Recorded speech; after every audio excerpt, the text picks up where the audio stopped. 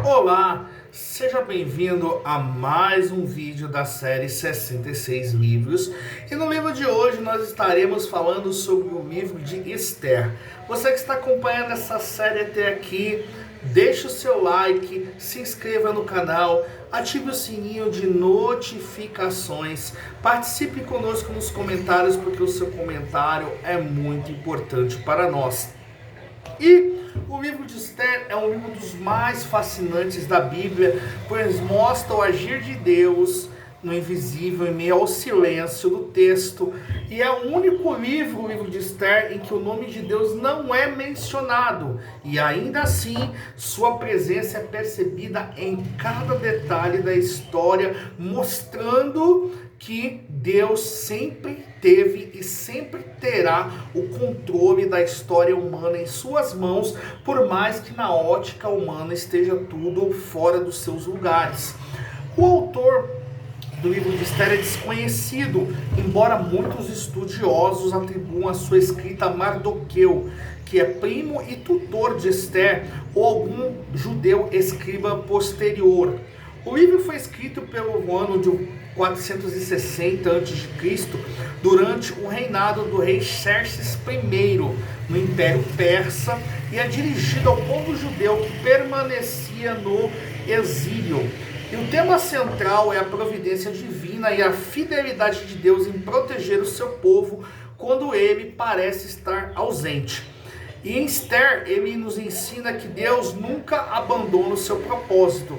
Ele está agindo mesmo quando ele não é mencionado. Então, o livro de Esther, ele cronologicamente falando, ele se situa. Aprendemos que a primeira leva de judeus subiu com Zorobabel e Josué, que subiram primeiro. E aí Neemias, Esdras subiu 60 anos depois de Zorobabel. Então, entre esse intervalo de 60 anos, o livro de Esther são sobre aqueles judeus que não voltaram a Jerusalém, mas sim que permaneceram ali na Pérsia. Então, você entende o quê? Que muitos não quiseram voltar a Jerusalém, não voltaram, preferiram estar na Pérsia, mas ainda assim Deus deixa uma grande lição de que Deus, ele está conosco, mas que também as nossas escolhas ela têm grandes consequências. E os versículos-chave aqui do livro de Esther destacam o propósito e a coragem de Esther.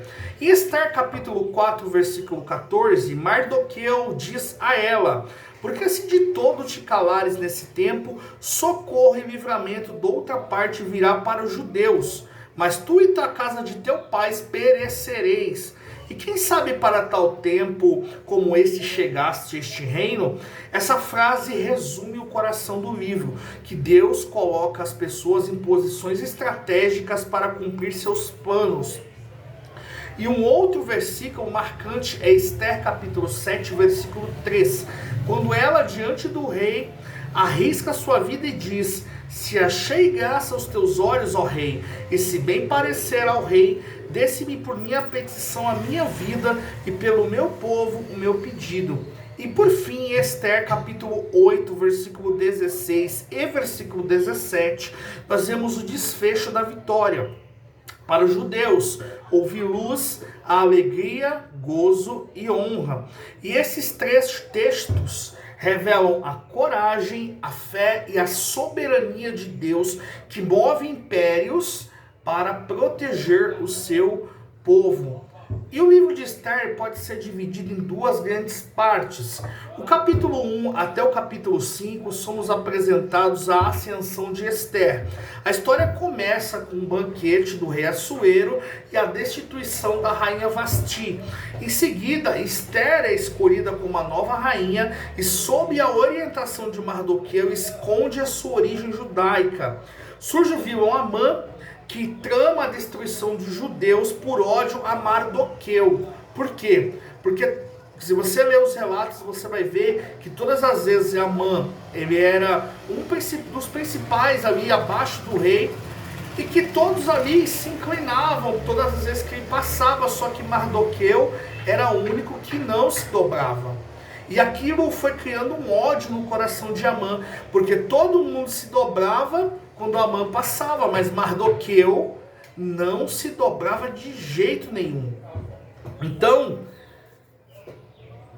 Esther se coloca diante do perigo e decide interceder pelo seu povo.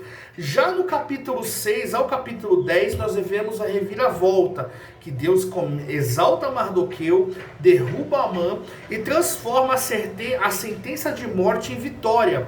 O decreto é revertido, os judeus são libertos e o povo celebra a festa de Purim, que é uma festa que marca a lembrança da eterna salvação divina.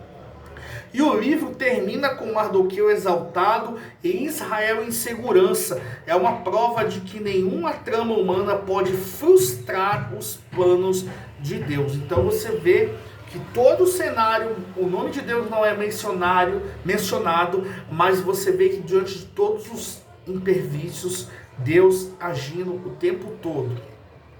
E o contexto histórico e geográfico do livro de Esther se passa na cidade de Suzã, que é a capital do Império Persa, onde o luxo, a política e a intriga moldavam o destino das nações.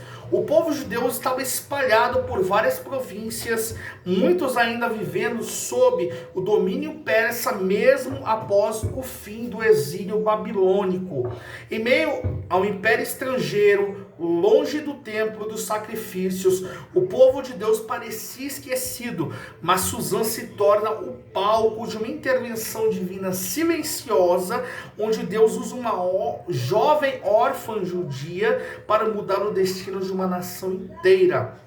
A história de Esther é uma lembrança poderosa de que Deus governa os bastidores da história e que nenhuma posição, seja um trono ou exílio, está fora do alcance da sua providência. O livro nos convida a confiar em sua soberania, mesmo quando não conseguimos vê-lo, pois o silêncio de Deus nunca é ausência, mas é estratégia. E talvez possa estar acontecendo assim na sua vida. Talvez vocês tenham orado, tenham buscado, tenham jejuado, tenham clamado, e parece que Deus está em silêncio. Não, Deus não está em silêncio, mas Ele está trabalhando em favor daqueles que nele esperam. E aí, gostou? Aprendeu mais um pouquinho sobre o livro de Esther? Deixa o seu like, se inscreva no canal, ative o sininho de notificações e compartilhe esse vídeo com o maior número de pessoas aí que precisam e querem aprender da palavra de Deus. E no próximo vídeo nós estaremos entrando nos livros sapienciais, começando pelo livro de Jó. E até o próximo vídeo.